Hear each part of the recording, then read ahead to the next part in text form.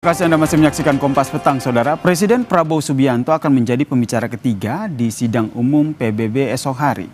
Dalam pidato nanti, salah satu yang diangkat Presiden Prabowo adalah multiralisme untuk jalan menuju perdamaian.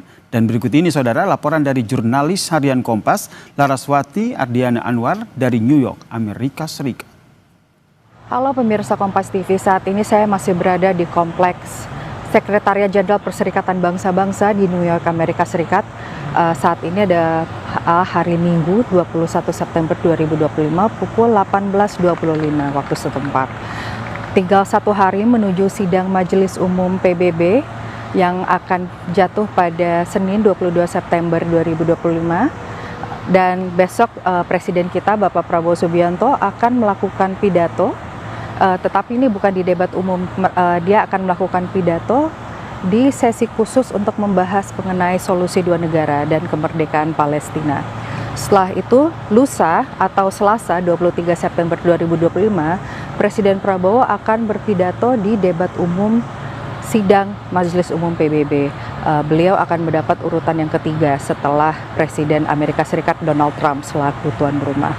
Di pidato itu isinya belum kita ketahui, tetapi sejauh ini dari bocoran yang kita peroleh dari Kementerian Luar Negeri adalah Presiden Prabowo akan membahas mengenai pentingnya melakukan multilateralisme sebagai solusi untuk berbagai persoalan global, multilateralisme untuk jalan menuju perdamaian, dan juga melakukan reformasi bagaimana multilateralisme itu dilakukan sesuai dengan kebutuhan dunia saat ini.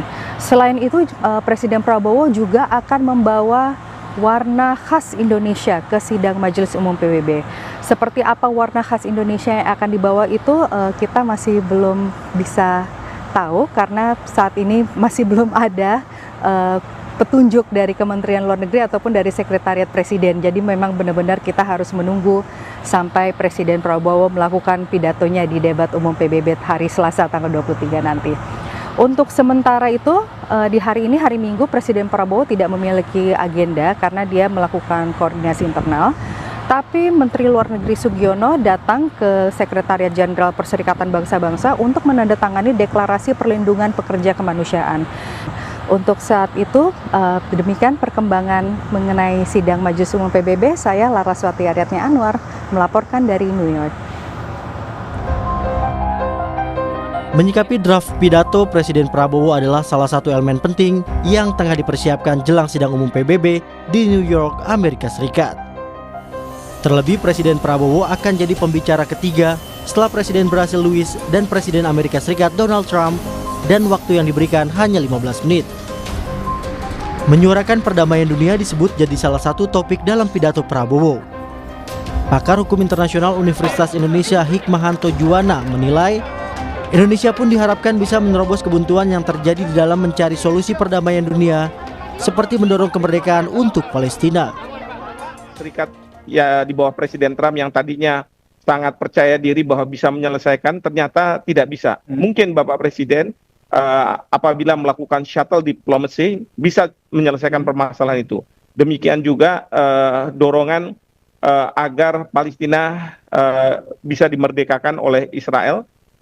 Tentu kita tidak berhubungan langsung dengan Israel, tetapi melalui jalur pemerintah Amerika Serikat dan pemerintah negara lain agar Israel segera menghentikan kekerasan, kekejaman kemanusiaan yang sekarang ini berlangsung di Gaza.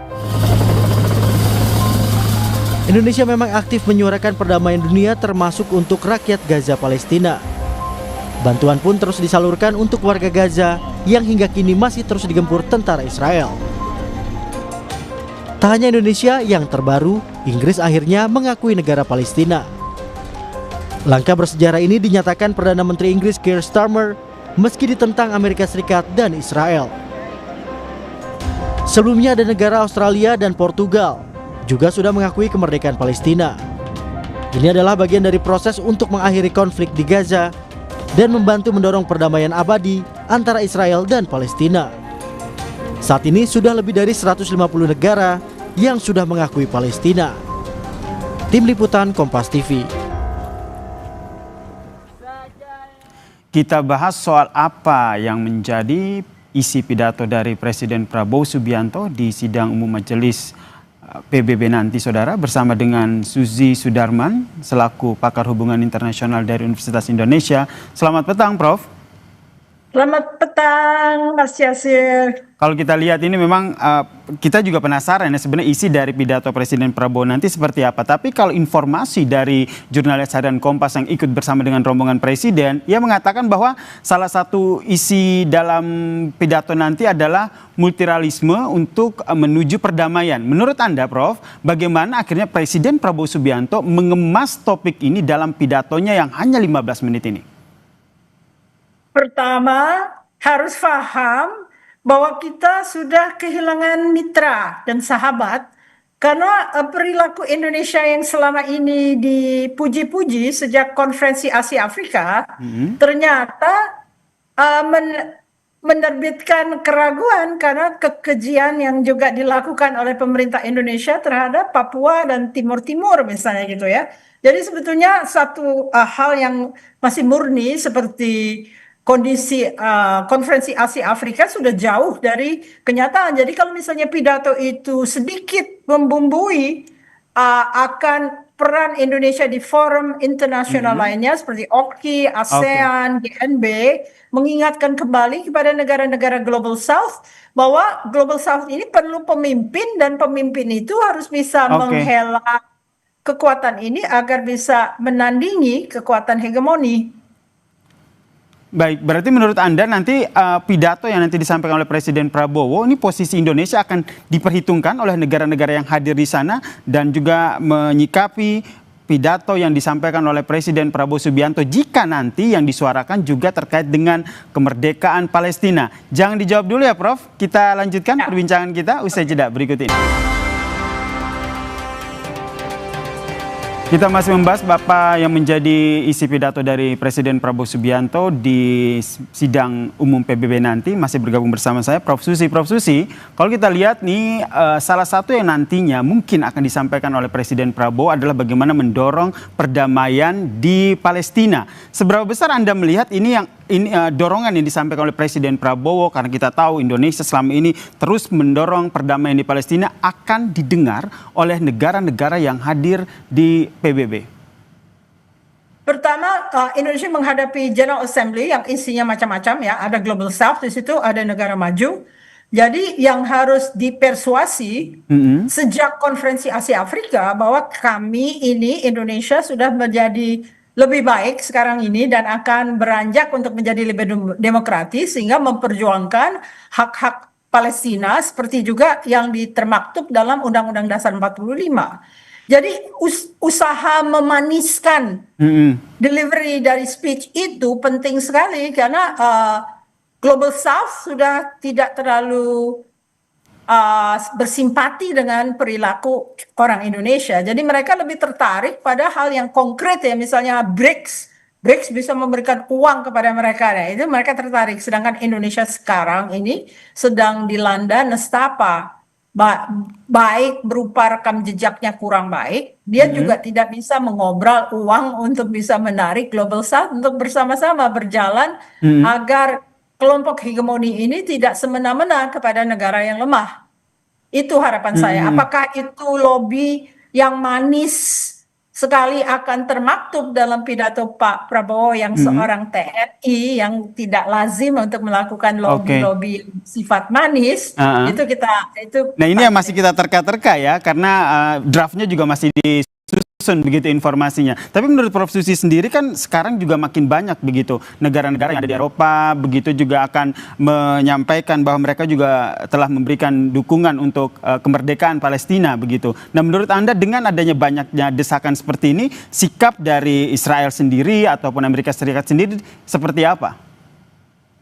Sekarang siapa yang lagi dominan di wilayah tersebut? Walaupun misalnya Eropa dan negara-negara lain bisa mengisolasi Israel karena tindakan-tindakannya, tidak pernah ada sanksi kepada Israel. Jadi sebetulnya mereka juga membantu waktu menjual senjata dan bom kepada Israel, termasuk India juga. India juga menjual alutsista kepada Israel. Jadi sebetulnya di sini kebingungan dalam masa kini karena semua mengejar profitability untuk negaranya, bukan compassion. Compassion bukan lagi sesuatu yang menjadi pilihan negara-negara, karena ini sudah menjadi semacam medan laga survival of the fittest. Kita tidak bisa lagi merangkul kawan-kawan Asia Afrika yang dulu sangat bersahabat.